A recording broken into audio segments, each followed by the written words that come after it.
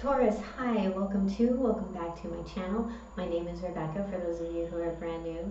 Thank you all so much for joining me. I am honored and humbled to be able to do this for you, and I can't tell you how much I enjoy it, so thank you all for joining me. Before I get started, I would like to talk about a few things. The first is that I'm going to be opening the readings with a channeled message instead of the usual Eloquy card. It's a very short message. My guides are not chatty people or entities or energies. The second thing is the description box below. If you'd like to know how to get a personal reading, please visit the website. You can email me. The website will show you what the pricing is. You can also get an idea about who I am. You can check out the blog and see how things like that kind of go with me. If you'd like to support the channel and donate, there's a link for that in the description box below. And if you'd like some free guidance, you're more than welcome to join us on my Facebook Live events, where that are usually on Monday, not always. You know, for a while I was doing them on Thursday, doesn't really matter, but you are welcome there as well. So let's go ahead and get on into it. I'm going to pause for a minute, take a couple of deep breaths, and we'll get right on into it. When I was entering your energy before I started your reading, Taurus, the word that popped into my head was formidable. Now, I'm also seeing all the tens, the 10 of cups, the 10 of pentacles, the 10 of wands, and the 10 of swords. But the one that's missing is the wheel, right? That's the etheric element. So when you're talking about the four groups in tarot, they all talk about the elements, right? Earth, water, fire, and air. But the etheric, the heart, the divine intelligence that's behind this illusion that we live, that's the etheric, right? That's the 10, that's the wheel. So that was the only 10 I didn't see. And I feel like that might be the 10 that is missing, if that makes sense to any of you. So let's go ahead and get into your reading. What is the past? Thank you. We have the Knight of Wands.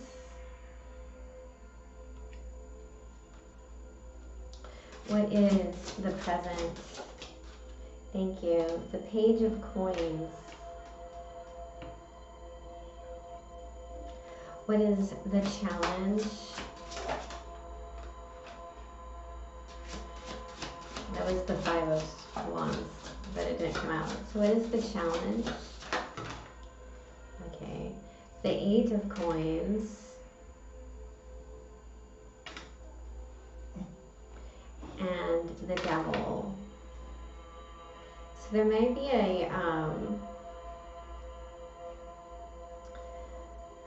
an obsession over some detail. What is the guidance? Thank you. We have the Two of Cups. And what is the potential?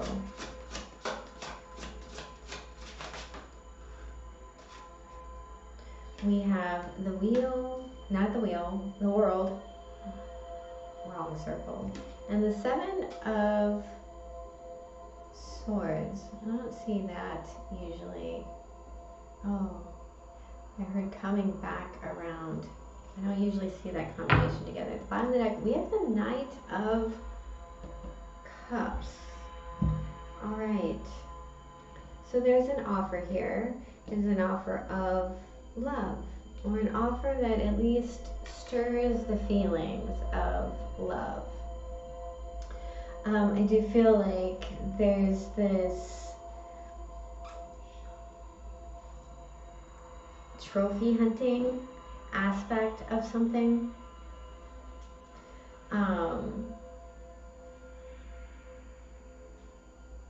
It's like, I want that, and you don't even know why.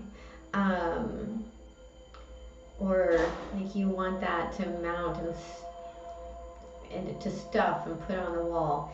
It's very much like missing the meat of the situation.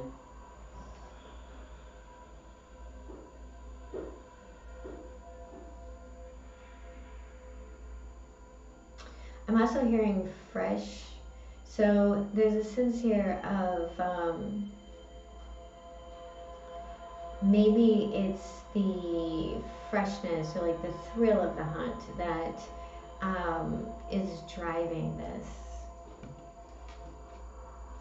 Let's look at the Knight of Wands. Now the Knight of Wands, you know, he's a guy that delivers passionate messages. He's got a lot of drive, he's got a lot of ambition, he's a really good leader, as long as you don't need him necessarily for the long haul. Knights are about movement. And there might be like some sort of change of interest here. So let's look at the Knight of Wands. We have the Chariot in reverse.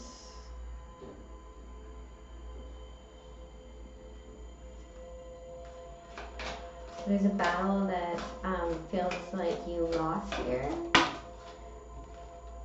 The Six of Swords in reverse. And the Emperor in the upright.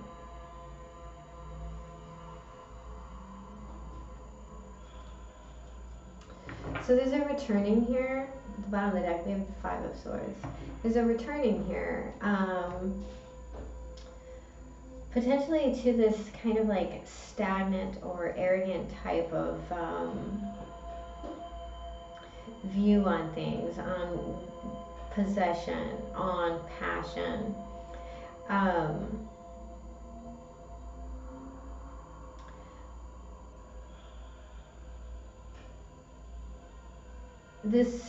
It feels like a loss, like there was a sense of loss that came in with this chaotic situation, and like you were taking the best actions you knew how to maintain control for the highest good, but there's a sense of apathy or even stagnation that has, it's like this is the way it's always been, so this is what we're doing type of thing, right? This is what I know how to do, so this is what I'm doing. All right, now I do see that this is quite the conflict. It's it feels like you're going up against a winner-take-all situation. So let's look at the Page of Coins. This feels like a fresh new start. We have the Ace of Wands.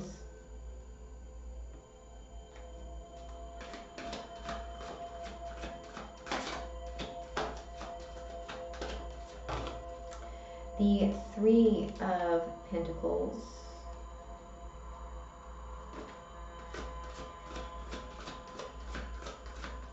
I heard contractual. I'm studying a contract right now. And the Ten of Cups.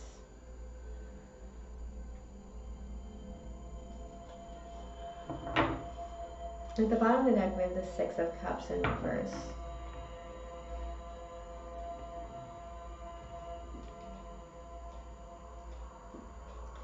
So this is the motivation, the fire, the spark, that brings you together with something, and you're like, this is brand new, this is learning something new, this is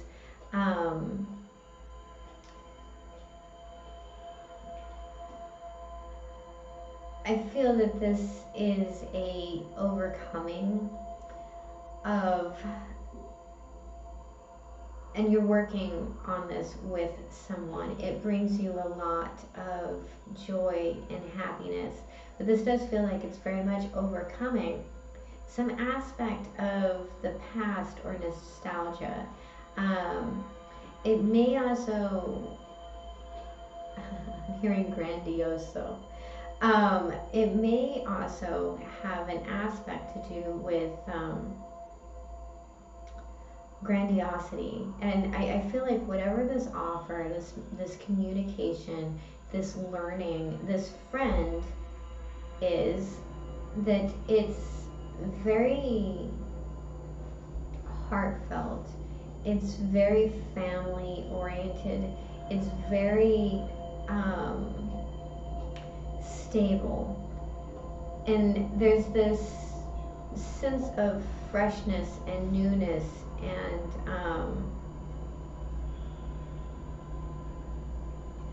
openness that comes into this. It feels very much like fruition.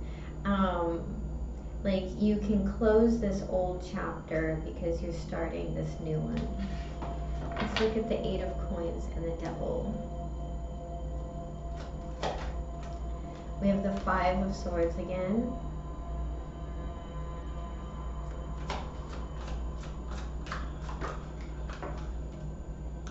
The 6 of Wands came out in the challenge.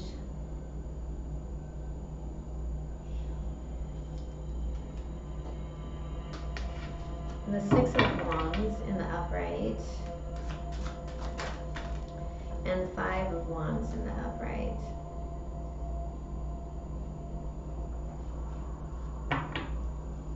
At the bottom of the deck, we have the 9 of Pentacles in the upright. Okay. So, we have Saturnian Capricorn energy here. Twice with this 9 of Pentacles. We also have the 5 of Swords and the 5 of Wands, with the 6 of Wands right in the middle. So there's a sense here of not wanting this conflict to be the center of attention, right? And we do have competition as well as verbal, mental, and maybe even some internal conflict. I feel that this conflict is with some sense of knowledge that you have of, maybe it is about this person or about this contract or something along those lines. There's a need here to be very wary of the toxicity or the levels of toxicity that currently exist, that can exist, both internally and externally. I do feel like there's a way that maybe you look at competition that has, hey, that has you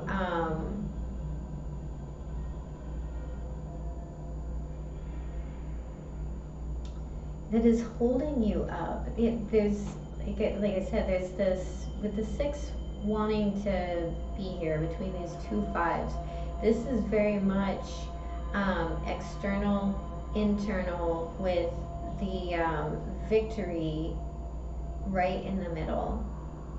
And I feel like there's this toxic need maybe for attention or for being right,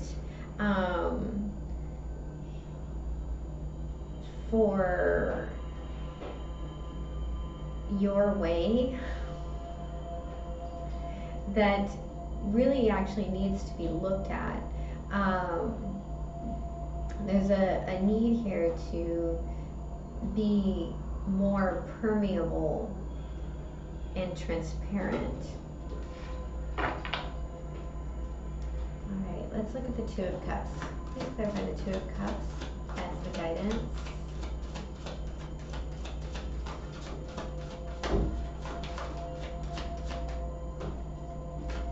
Queen of Pentacles, Two of Cups.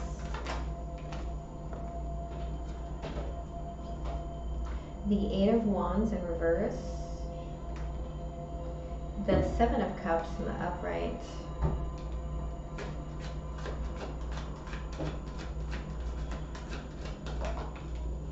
And the Six of Cups in reverse.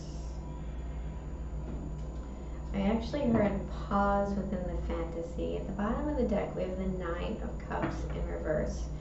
So I feel like if something is too good to be true, it might actually be. That there's a sense here of things coming to a stop,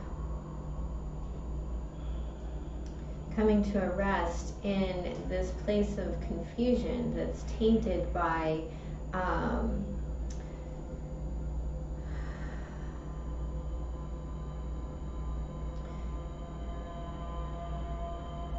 the past, the way things have always been, by the way you want things to be.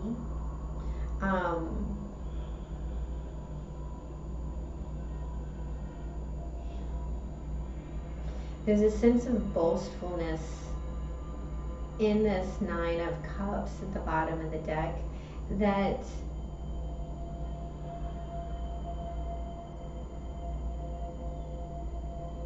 this is almost like asking, why are you wishing for this? Why are you wishing for this partnership? Why are you, wishing for this dream or this fantasy? And there's this aspect of wanting over need, of not recognizing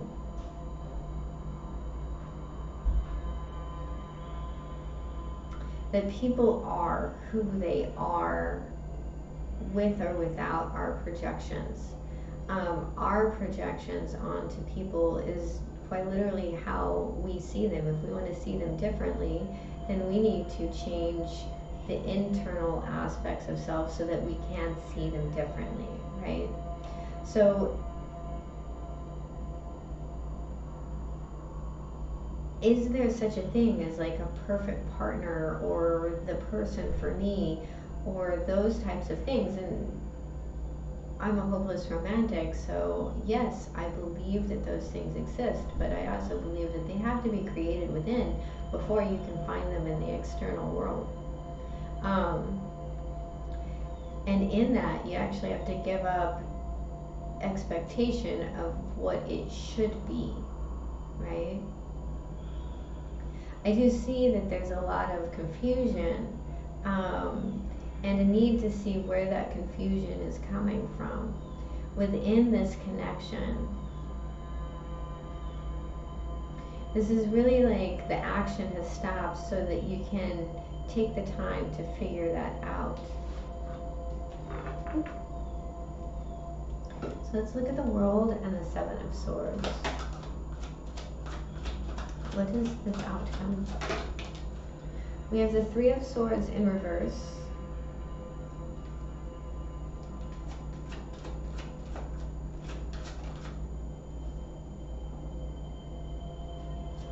The Six of Pentacles in the upright.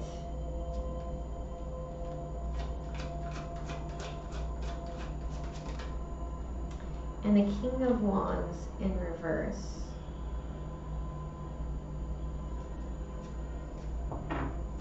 At the bottom of the deck, we have the Queen of Pentacles in the upright. Beautiful energy. Capricornian again. We have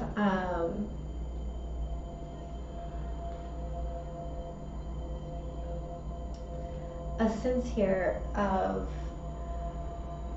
finding balance, of looking at the self-deception and bringing things full circle and bringing closure to this self-deception, to this strategy, to these decisions that are bringing so much conflict And not just that, like a conflict that you're holding in that is invisible. I believe it feels like the iceberg where, you know, like just the tip top is showing and everybody sees that part, but no one sees like the 80% or whatever that's under the water. I see overcoming pain here, overcoming heartache, overcoming that Three of Swords, and at the same time, like overcoming the damage done either by someone, or, well, by someone that has also brought about jealousy and anger and a lot of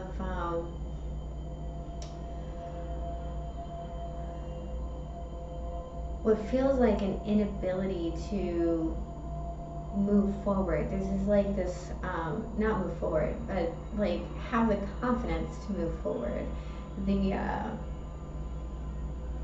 The will.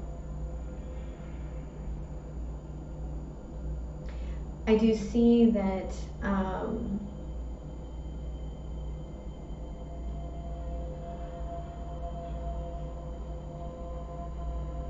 there's a sense of kindness and kind of fruition that comes into self here.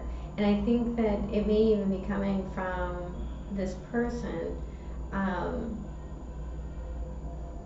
here that is going to help you put away these last few swords. We have the Three of Swords and the Seven of Swords here together. That's the Ten of Swords. That's a betrayal, right? There's this quiet type of working through this with this person.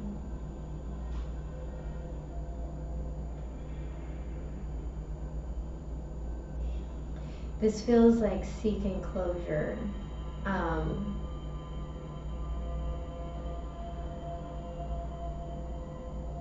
This very much feels like seeking closure. For whatever this secrecy or deception was. Okay, so beautiful energy. Let's look at the guidance. What is the final message for my beautiful Koreans?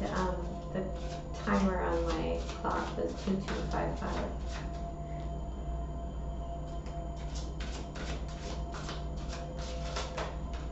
Thank you. We have Kuan Yin, the mother of compassion,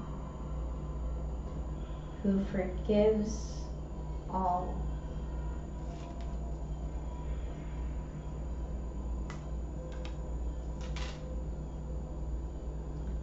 There's a sense here of needing to do the same for yourself. What is the final message? Spirit animals. We have Bobcat Spirit, number 8. Life is a mystery. It did come out in reverse, so we'll read the protection message there.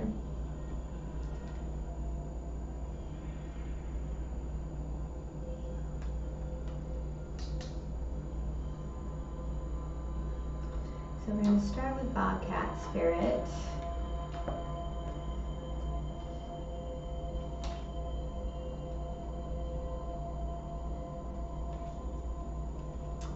Bobcat Spirit tells you this is not a time to reveal your deepest, most cherished dreams and desires to others, but rather a time to be quiet and gentle with yourself as truths begin to emerge in your awareness. Self-protection is called for, so be discerning, selective, and even secretive, revealing no more than is necessary. People have a way of imposing their opinions on you, so pay attention to whom you surround yourself with at this time. Be watchful and check your own motives as well as those of others as you keep your secrets to yourself. For now, rather than expose them to those who may potentially misunderstand your intentions or may not be supportive. Let your logical mind take a rest as you start to perceive the energy of your environment. Wildcat Spirit wants you to be stealthy and wise and keep your own counsel. Let yourself be a mystery yet to be revealed.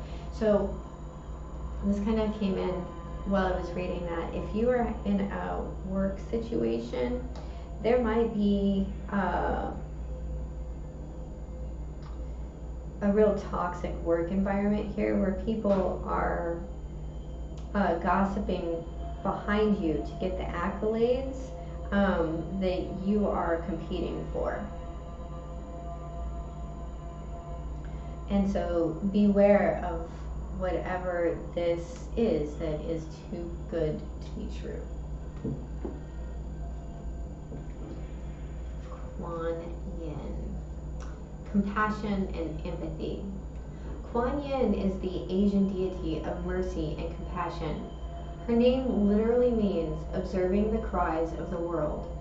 She sits at the center of a mandala and can see every point of view at once. The action this card asks of you is to find a more transcendent perspective. Realize that when we make judgments or harsh criticisms towards ourselves or others, we are likely not taking the full story into account. We've all suffered, and when we are doing well, it isn't always easy to remember what it felt like during our rocky phases. We must try to recall the details, including all the sorrows and pain, and the courage involved in making a change. This allows us to increase our empathy and gain wisdom. Beautiful, beautiful, beautiful reading, my beautiful Taurus. I do hope that it was helpful. If it was, please hit the like and subscribe button. And remember, I love you. Bye-bye.